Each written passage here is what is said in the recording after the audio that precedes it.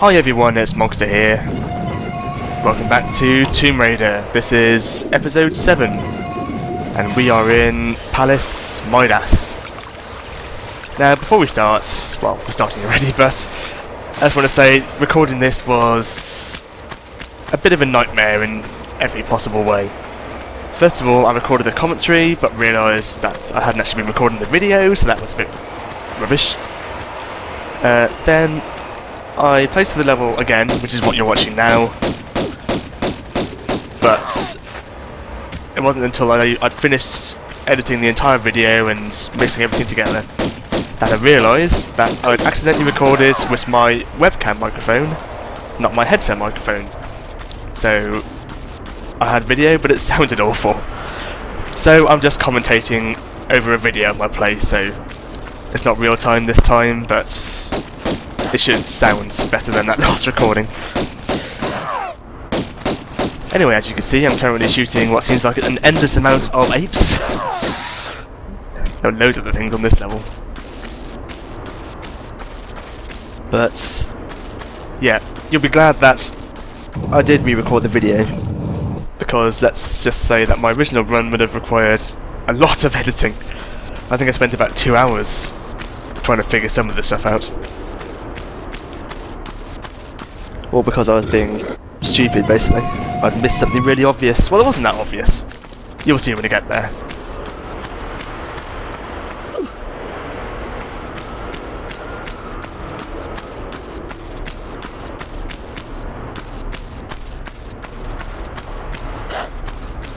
What was that? I think that's another ape, I think.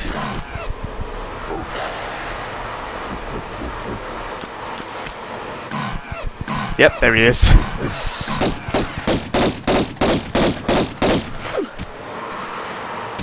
Yeah, he just decided to run right past me for no apparent reason. I think I'm kind of getting the combat down a bit better in this level. I think as long as they haven't got a gun, you can pretty much just backflip endlessly and avoid taking most, if not all, damage.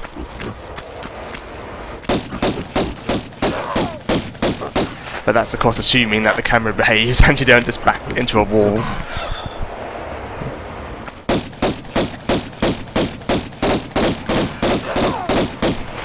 There you go, not a scratch.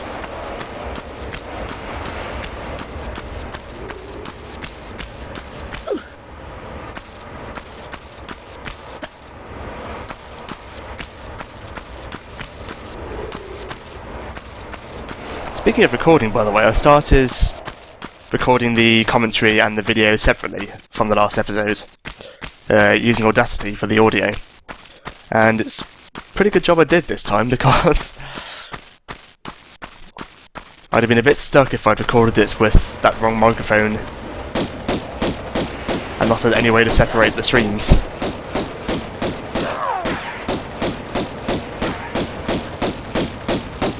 More apes. And a lucky kill.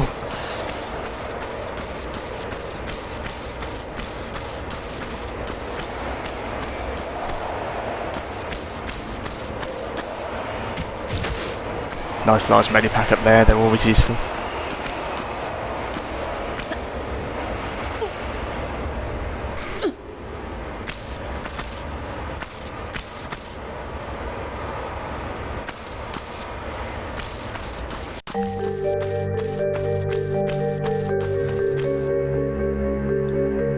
Here's the feet and the hand of Midas.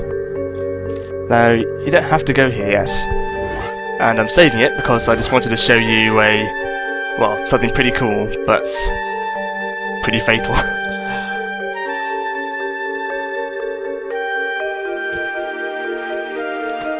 Of course, Midas' touch has a special ability, which was to turn anything it touched into gold, including you.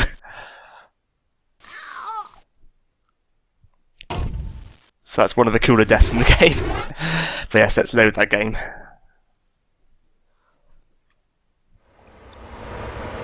We won't be seeing that again until much later.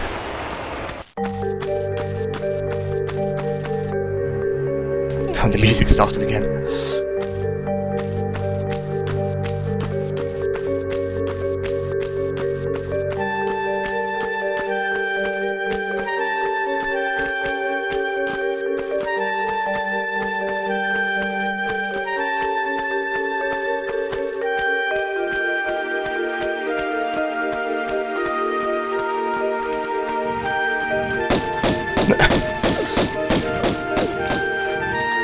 surprising amount of crocodiles for an ancient ruin as well.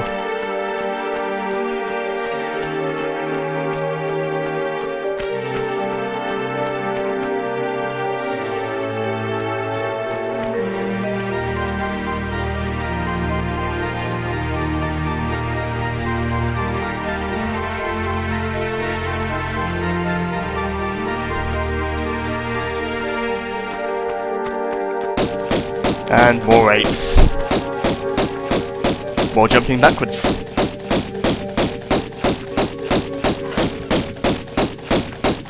Actually, that guy just wouldn't die. Oh, maybe he did die. I think I was just dividing my shooting between the two. Oh, look, there's a third one.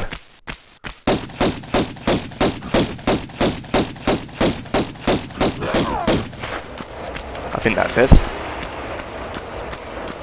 This is probably the visual showcase for the level.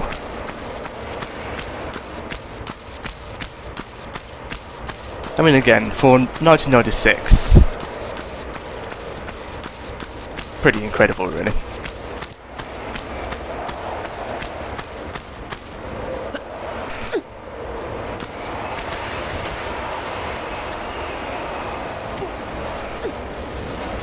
And this is a, thankfully, quite simple jumping puzzle. It's a brief moment of calm before I show you an absolute bastard of a jumping puzzle. You'll see. Let's go over here first because there's a little health pack and some more magnum ammo. Although annoyingly, I think I missed the magnum because it must have been there at some point in one of the earlier levels. I've seen so much ammo for it.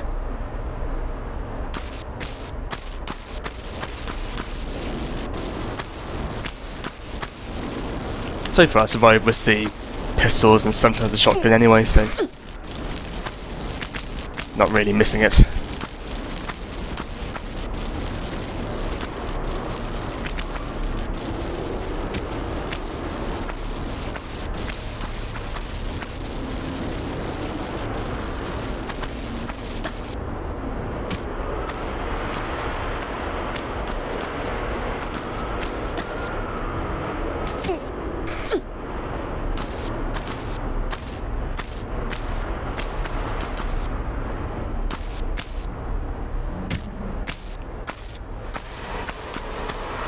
I think my jumping's improving.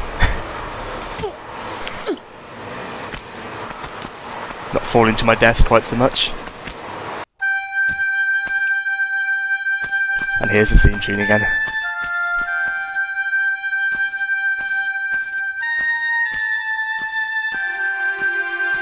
Now though, if you look at those doors, they've all got these little symbols above them.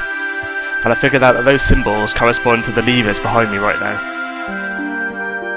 So the omegas are lever up, and the other symbol, show me ignorance, is lever down. So that first door just requires me to move this one lever down.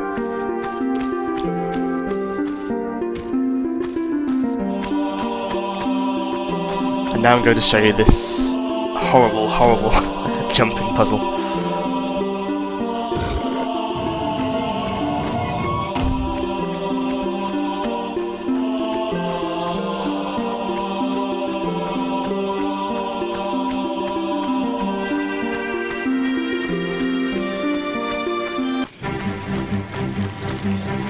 Cue the music, and yeah, for some reason there are rats living in this stretch of water.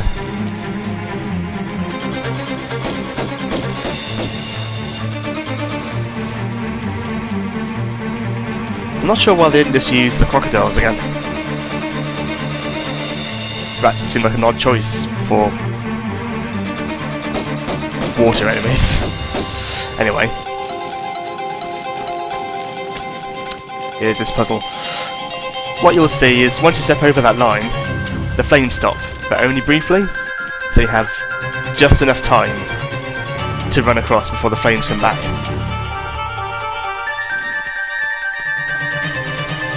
Here's my first attempt, and I got so close, and then I fell into the water.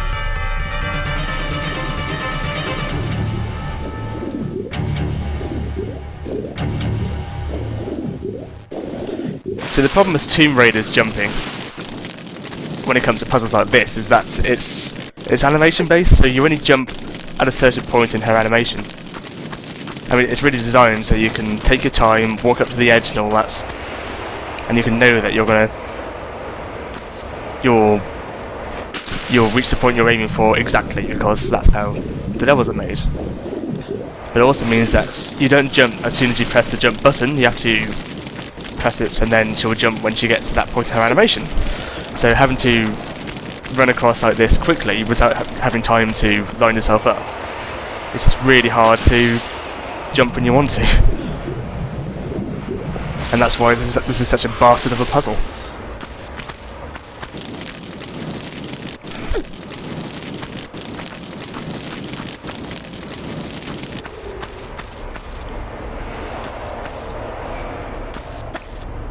Ooh, getting close. Oh, yeah, both again. Believe me though, as painful as this is, it's nowhere near as bad as it was the first time around.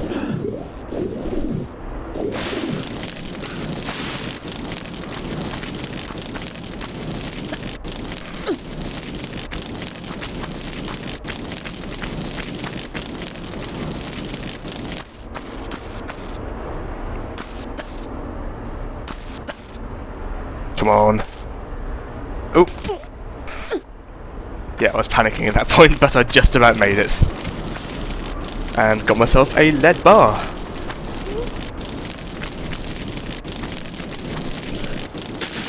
You wouldn't believe how elated I was when I did that on the first attempt.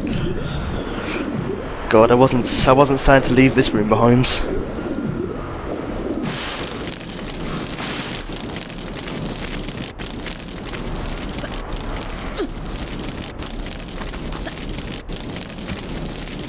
That's me showing off.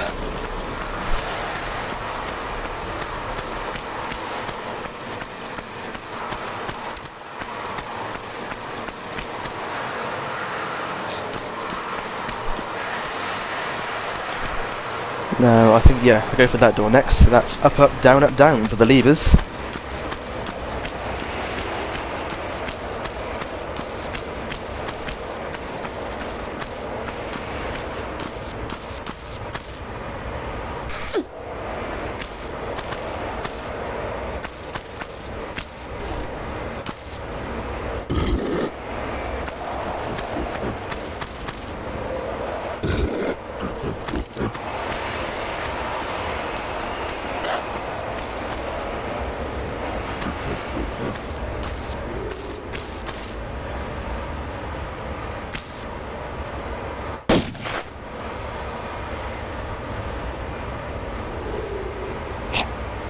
Sneaky ape. Again, this game does seem to have a slight issue with enemies just seemingly vanishing for no reason. I think they just get unloaded from the RAM and then reloaded elsewhere.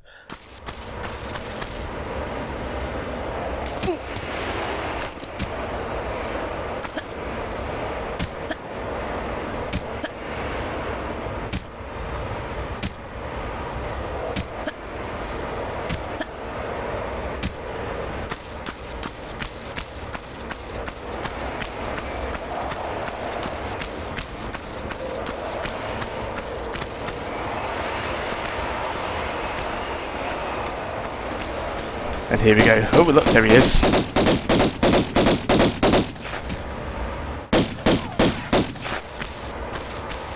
Not too much of a problem. Now this room looked terrifying. I don't get on very well with spikes. I'm not entirely sure, but I seem to recall that you can walk through spikes and not take damage. But I didn't really want to test that theory.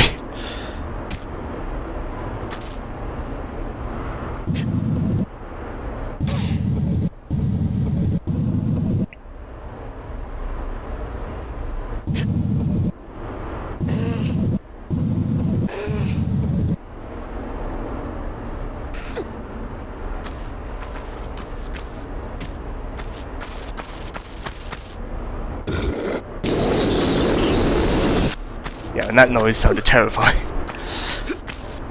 But it was doing a good thing.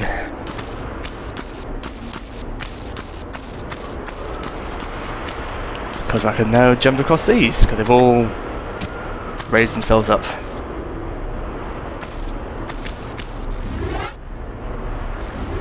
Yeah, I thought just in case, let's save it here, in case I do my thing and jump onto the spikes. And I don't jump onto the spikes, but it was close.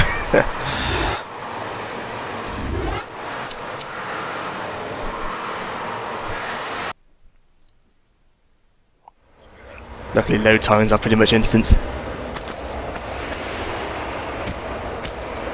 Let's try it again, shall we?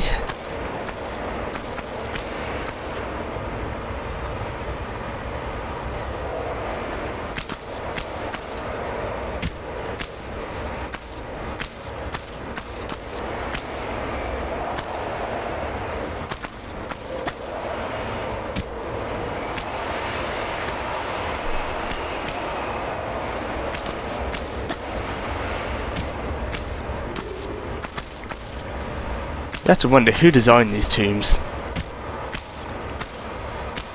Have like an entire race of like super athletic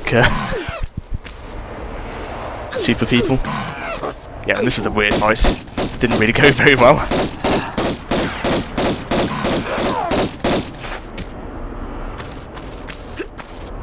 It's a problem with the jumping backwards technique when there's no room to jump backwards.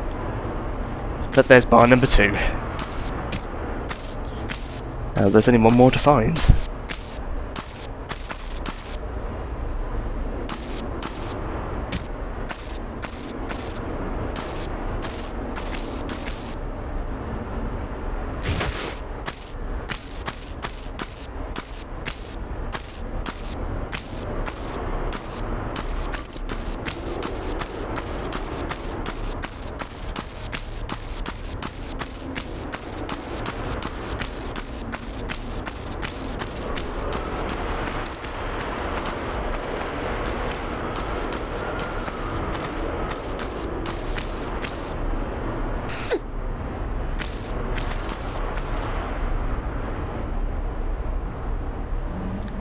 Yeah, they try to be sneaky by hiding the first symbol, but it's not hard to figure out when there's only 2 possible options.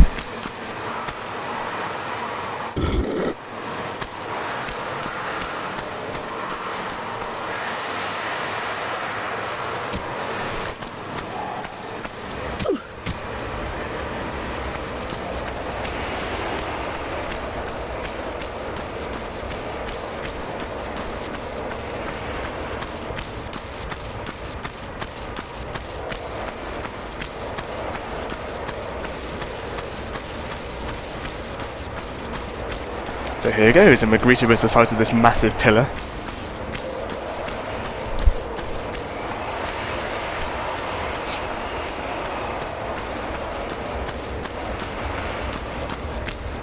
You have to go down first because there's this funny looking lock.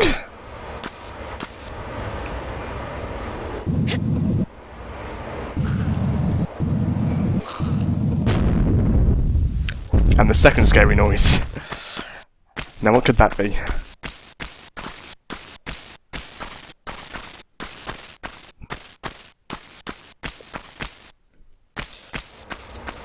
Well, suddenly there's sand everywhere and the pillar's broken into. Because that block was apparently the foundation of the pillar. And it just so happens that the hole in the middle of the pillar makes for a perfectly placed platform.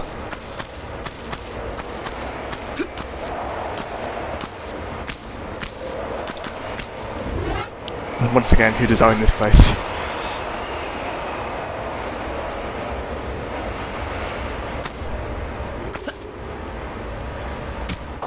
Yeah, that was rubbish.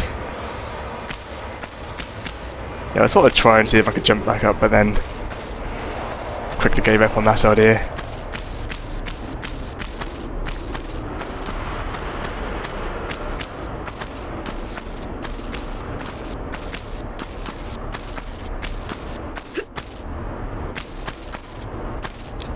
almost ran right off again.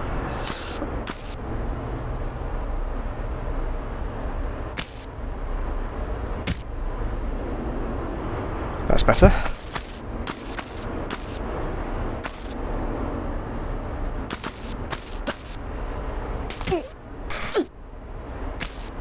And this was a massive jump.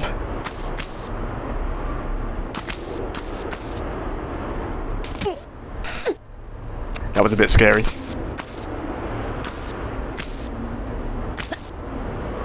And here we go.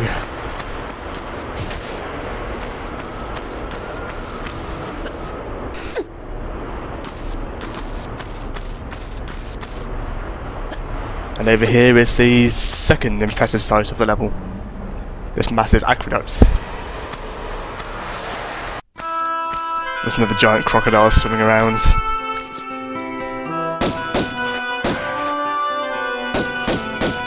So I take care of the wildlife. Obviously the first time around when I got here, the first thing I did was run straight down that massive hole.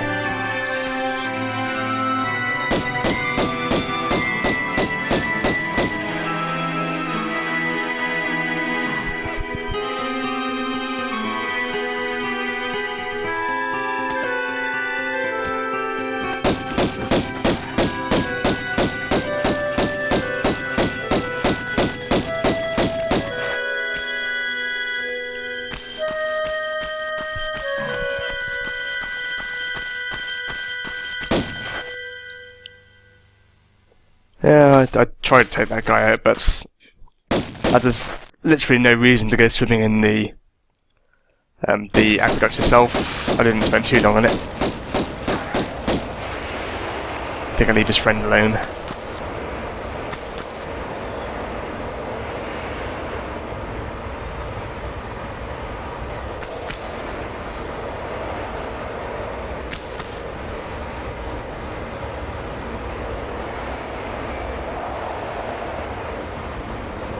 Yeah, he didn't seem too interested.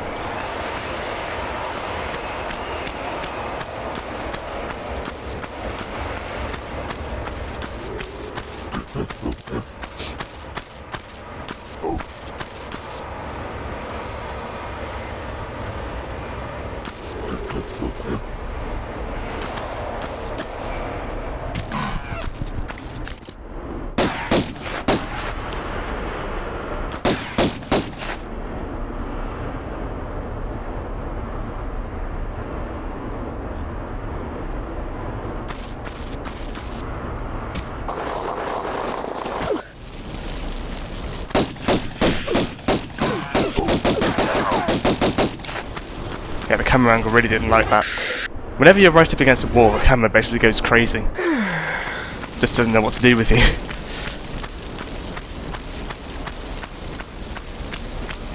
I was hunting for a medikit over here, because I seem to recall finding one. And sure enough, there it is.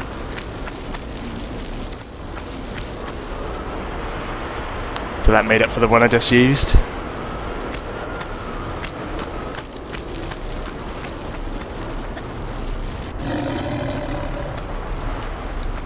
And that's the sound of a lion.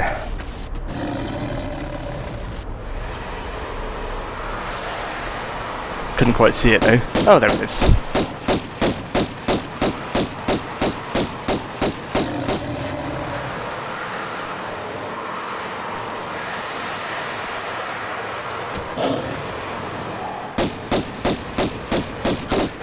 And there's yet another ape.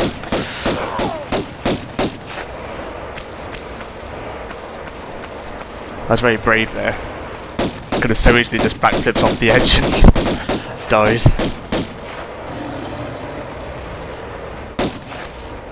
Oh look, another lion.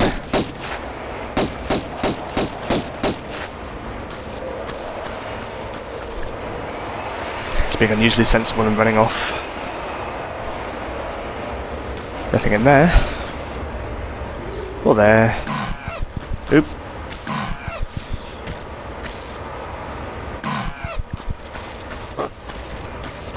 What could that be? Oh look, it's another ape.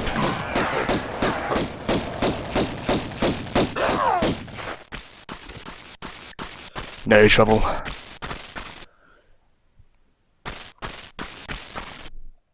Now, this is the point in my original video where I would have had to make a massive cuss. Because, obviously, you have to jump across... well, no. Yes, you have to jump across to the medipack. But I assumed you had to get down to the bottom. Which I did, and it was fine, but if you go that way, you just end up back at the start. And it just never occurred to me to go further left onto that flat platform we just saw. I think I spent literally half an hour just running around trying to find where to go. I'll take that.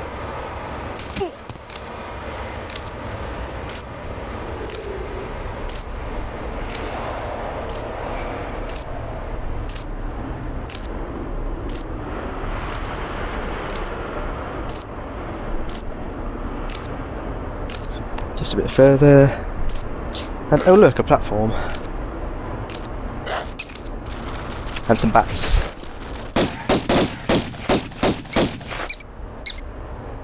But in my defence, unless you're actually on this platform, you can't see where you're meant to go. Which is that passage over there. So, you just can't see it unless you're on the platform already. That's my excuse anyway.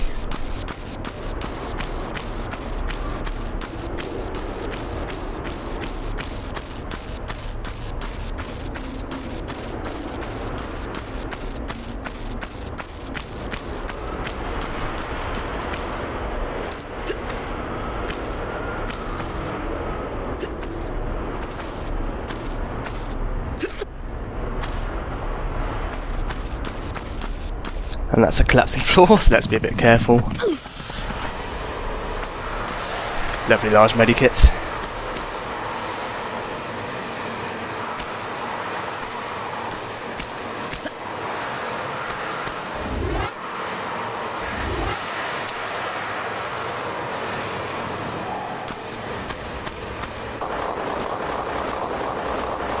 Super happy fun side.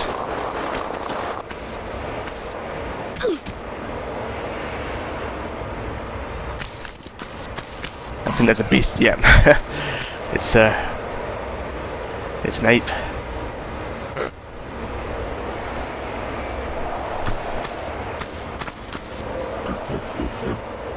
Oh, this is ridiculous, this bit. Step forwards and cue dramatic music. And one single lion running very slowly towards you.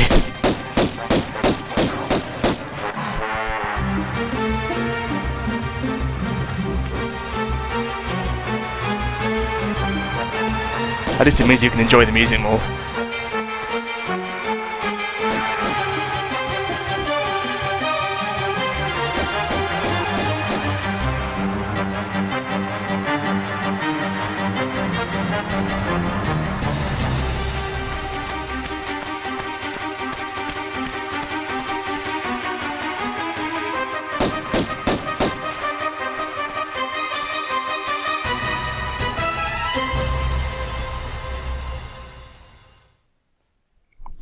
Another thing about the music, I mean, obviously it's really impressive for the era anyway, but it was also a rare example of a fully orchestrated score. Which, it might just be me, but I'm pretty sure they weren't that common at this point. Even games like Final Fantasy VII, which were seen as having a good score, were it was well, mostly if not entirely MIDI.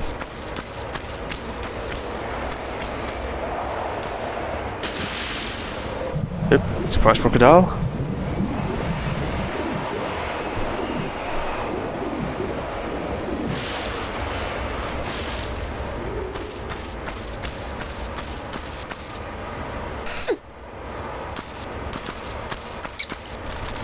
Some more bats.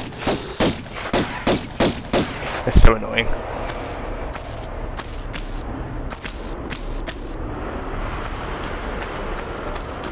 And there's the last lead bar.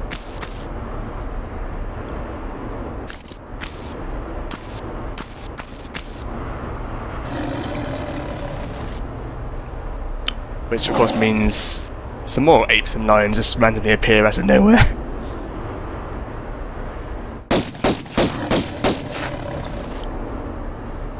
So look how many dead animals are down there. It's ridiculous.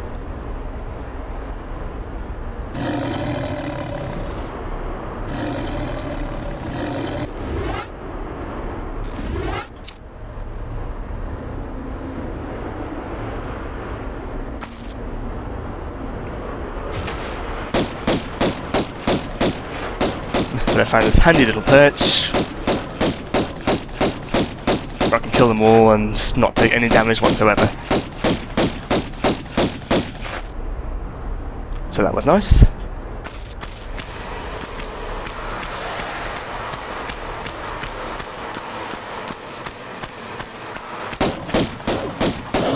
Yeah, that wasn't until it ran straight into his face. Never mind.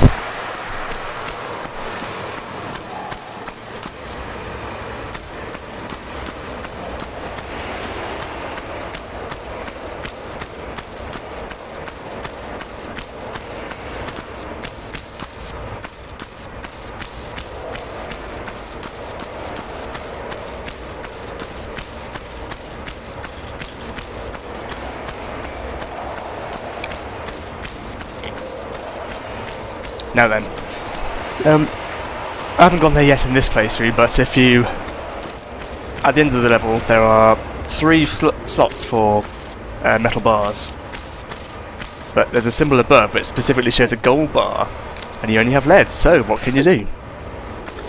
Well, of course, there's our good friend Midas back here, last seen turning me to gold. So I thought I'd see if I could turn the bars into gold. Almost kill myself in the process. And yeah, sure enough.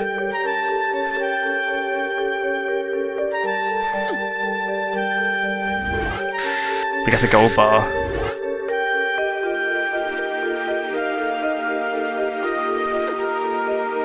That's the second one.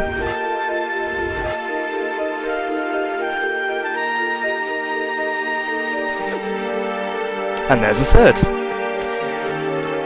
So now we can go and finish the level.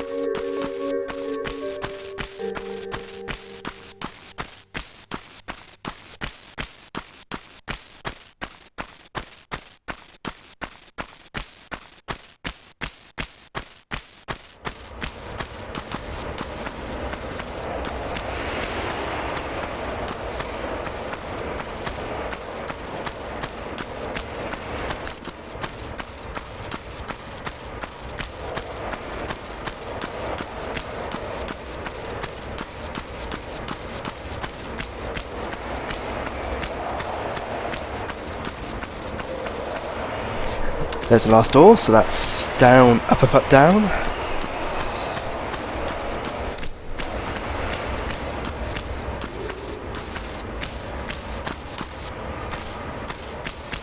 That's me failing to climb some stairs.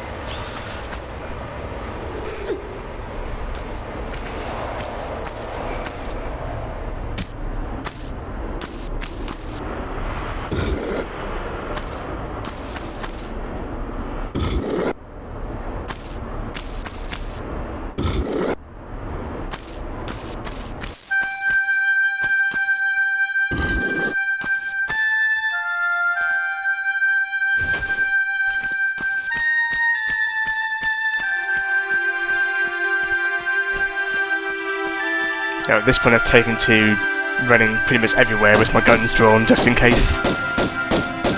Because creatures can just randomly appear out of nowhere.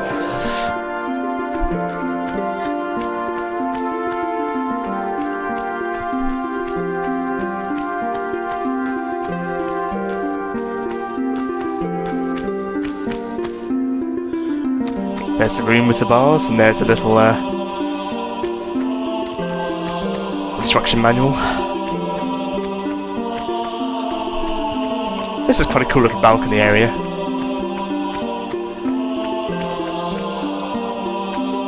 With some strategically placed shotgun shells. Ammo is really scarce in this game. Well, obviously the pistols have infinite ammo, but the powerful weapons need to be used sparingly.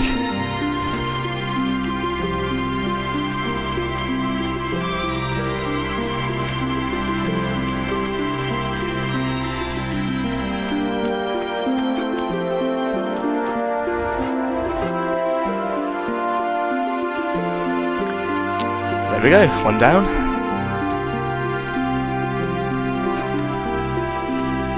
This is quite a cool level, really. I mean, it was a little bit obscure, more so than normal in that one place, which is why I spent so bloody long doing it the first time around. But it was still cool.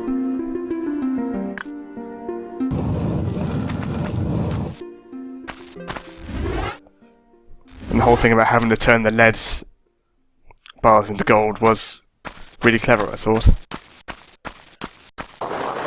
There we go, that was episode 7. Thanks for watching, and I'll see you again next time. Bye for now.